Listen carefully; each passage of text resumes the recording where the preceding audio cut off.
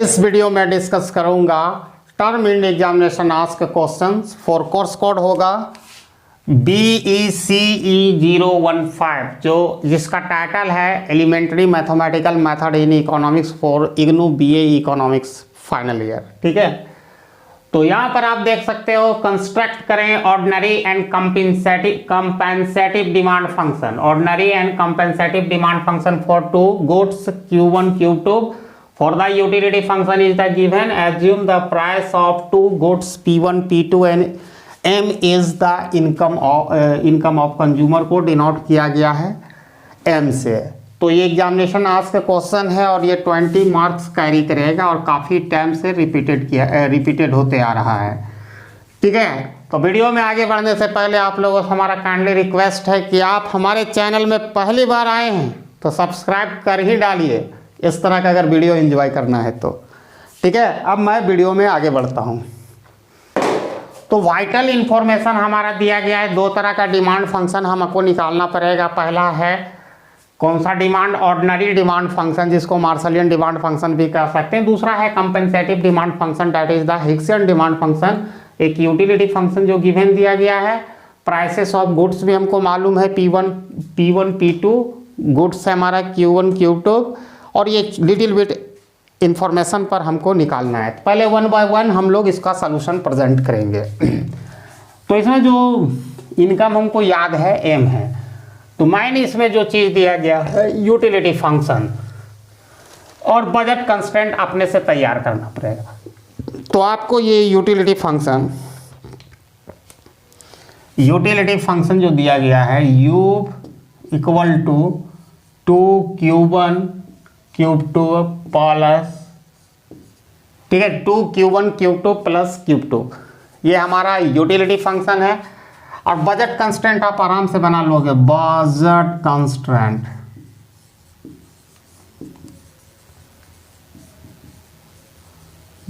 Constant तो P1 Q1 plus P2 Q2 equal to M, यानी M income हो गया, P1 P2 प्राइसेस हो गया, Q1 Q2 quantity of goods consume. अब इसमें दो पार्ट्स हो गया कि कंस्ट्रक्ट करना था हमको ऑर्डिनरी और कंपेंसेटिव डिमांड फंक्शन। तो वन बाय वन करके हम लोग इसका सलूशन प्रेजेंट कर रहा हूँ। तो आते हैं, तो सबसे पहले हम ऑर्डिनरी डिमांड फंक्शन पता लगाते हैं। Ordinary demand function, ordinary demand function हम पता लगाएंगे। तो ऑर्डिनरी डिमांड फंक्शन के लिए हमारा क्या निकालना पड़ेगा, मार्शलियन डिमांड फंक्शन, यानी मैक्सिमाइज करना पड़ेगा हमें क्या, utility function U equal to 2Q1 Q2 plus Q2 और वो सब्जेक्ट टू होगा budget constraint P1 Q1 plus P2 Q2 equal to M। ठीक है, अब यहाँ पर हम जो मार्शलियन यूटिलिटी एनालिसिस मेथड जो इकोनॉमिक्स मेथड से बनाएंगे, लैग्रेंजियन हम नहीं यूज करने जा रहे हैं। तो पहले MU/Q1 यानी marginal utility of goods Q1 को डेल U माने पार्शियल डेरिवेटिव लेना पड़ेगा यूटिलिटी फंक्शन का विद रिस्पेक्ट टू Q1। तो ऑब्वियसली हमारा यहाँ के लेंगे तो 2Q2 आएगा, ठीक है, और उसी तरह पार्शियल हम डेरिवेटिव लेंगे Q2 माने marginal utility of commodity Q2 में हम पार्शियल डेरिवेटिव लेंगे यूटिलिटी फंक्शन को विद रिस्पेक्ट टू Q2। तो यहाँ पर हमारा क्या आएगा, इंटरेस्टिंग चीज़ आने वाला है। तो यहाँ Q2 के रिस्पेक्ट में लेंगे तो 2Q1 आएगा भाई और प्लस 1 होगा। अब हम जानते हैं कि अकॉर्डिंग टू इकोनॉमिक्स मैथड जो ratio of marginal utility equal to ratio of their prices.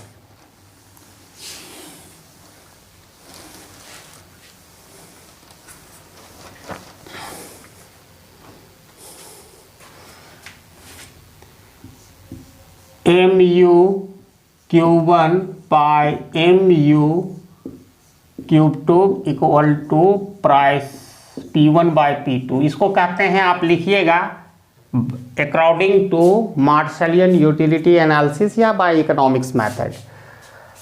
तो आपको क्या करना है, सब्स्टिट्यूट करना है the value of MU Q1 और Q2 को। तो यहाँ पर 2 Q2,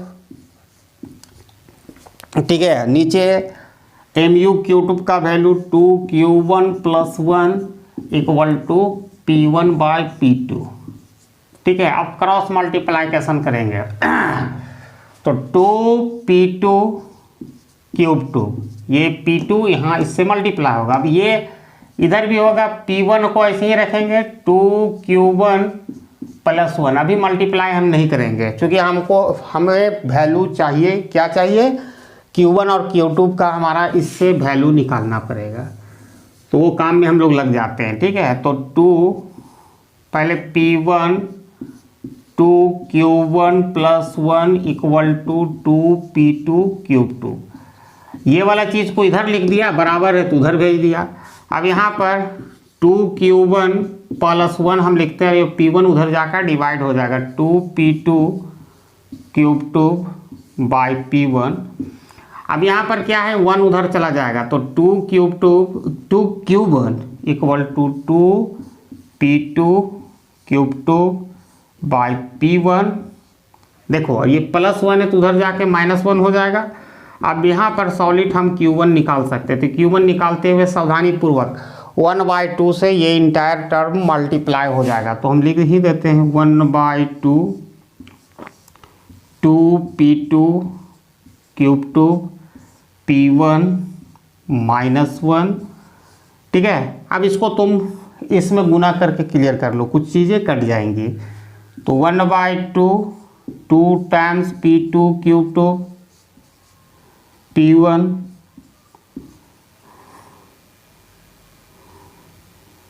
ठीक है, और यहाँ पर -1/2, तो ये दोनों कट गया।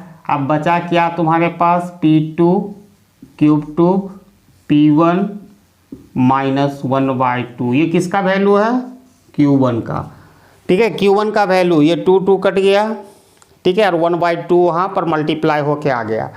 तो यहाँ पर वो वैल्यू को हम लिख लेते हैं, बहुत ही, ये 2 बार हमको यूज करना है तो इसको सुरक्षित एक जगह लिख लेते हैं। P2 Q2 bye P1 -1/2। अब सिमिलरली इसी रिलेशन से हम आसानी से Q2 का भी वैल्यू निकालेंगे, तो वो काम करना पड़ेगा, तो उसमें ज़्यादा मेहनत नहीं करना पड़ेगा, ठीक है, आसानी से निकल जाएगा। क्योंकि आपको उसमें ये वाला टर्म जाकर 2 P2 से डिवाइड हो जाएगा, तो आसानी से यहाँ Q2 equal to P1 + 2 Q1 + 1, ठीक है, बाय 2 P2।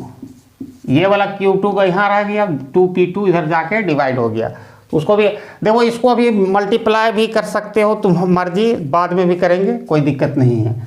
तो उसको भी हम लोग लिख लेते हैं, ये Q1 का हो गया।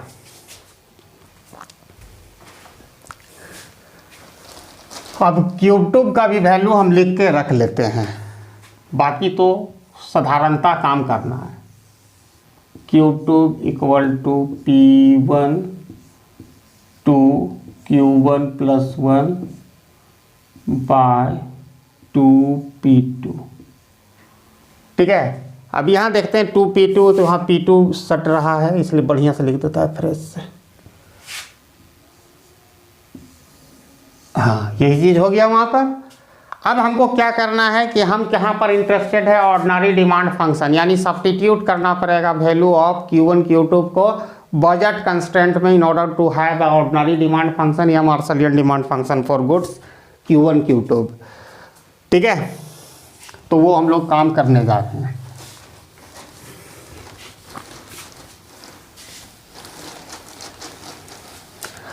तो बजट कंस्ट्रेंट आपके सामने दिया हुआ है, ठीक है। तो बजट कंस्ट्रेंट हमारा यही होगा, P1 Q1 + P2 Q2 equal to M, ठीक है। तो यहाँ पर पहले देखो, यहाँ पर एक इंटरेस्टिंग चीज़ है कि आप अगर Q2 का वैल्यू दोगे तो Q1 का गुड्स का आपका ऑर्डिनरी डिमांड फंक्शन मिलेगा। तो हम सीरियल नंबर से करते हैं, पहले Q2 को देंगे तो P1 Q1 प्लस P2 और Q2 इक्वल टू क्या है, तो Q2 इक्वल टू यहाँ पर दिया गया है, ठीक है, P1 मल्टीप्लाई, ठीक है, P1 2Q1 plus 1 by 2P2, ठीक है, इक्वल टू M। देखो ये तो एज इट इज था, P2 अपने जगह पर था, Q2 का वैल्यू ये है, ठीक है। तो आप देखो आराम से ये P2 कैंसिल हो जाएगा, ठीक है, आप मल्टीप्लाई कर देना, ये नीचे वाला हो जाएगा, जहाँ तक हो रहा है वहाँ तक कर लो सिंप्लीफाई। अब इसके बाद क्या है कि यहाँ पर P1 Q1, अब यहाँ बचा क्या मेरे दोस्त, वो इम्पॉर्टेंट है। तो बचा ये वाला, P1 से कर ही दो यहाँ मल्टीप्लाई, तो 2P1 Q1, ठीक है, 2P1 Q1 प्लस, ठीक है, P1 और कुछ हो सकता है नीचे, लेकिन 2 रह गया है, ये दोनों में 2 है। उसके बाद M है इधर, ठीक है, देखते जाओ। अब यहाँ पर क्या है कि एलसीएम लेना पड़ेगा, तो एलसीएम लेंगे भाई मेरे, तो क्या होगा 2 ही रहेगा, इसके नीचे कुछ नहीं तो 1 है, तो 2P1 Q1 plus 2P1 Q1 plus ये तो P1 ही रहेगा इक्वल टू M। अब क्रॉस मल्टीप्लाइकेशन कर दो, तो ये पर क्रॉस मल्टीप्लाइकेशन कर देंगे तो उस साइड का फिगर होगा 2M, ठीक है, लेकिन यहाँ पर कुछ बदलेगा, ये दोनों जुड़ जाएगा तो 4P1 Q1 हो जाएगा प्लस P1 हो जाएगा, फिर अगेन आ गया, तो इस तरह का सिचुएशन आ गया, इक्वल टू 2M हम लिख देते हैं। कैसे आया 2M, इससे ये मल्टीप्लाई हो गया क्रॉस मल्टीप्लाइकेशन से। अब ये P1 को उधर शिफ्ट करो, तो 4P1 Q1 equal to 2M minus P1। अब इसके बाद क्या है, Q1 सॉलिड निकाल लो, देयरफॉर Q1 इक्वल टू, तो क्या होगा 2M माइनस P1 4P1, जो देखो यही है हमारा, आप देख सकते हो यही हमारा ordinary demand function for goods Q1 है, which is the function of income and on price, ठीक है, इनकम एंड ऑन प्राइस। तो ये हम लोगों ने अभी निकाला गुड्स से Q1 का। अब अगर हम सब्स्टिट्यूट करेंगे इस बजट कंस्टेंट में वैल्यू Q1 का, तो obviously we are going to have ordinary demand function for goods Q2। अब जो वैल्यू हम लोग बैठाए थे, किसका बैठाए थे यहाँ पर Q2 का, लेकिन अब हम Q1 का करेंगे, तो एक निकल गया आपका, दूसरा निकाल देते हैं।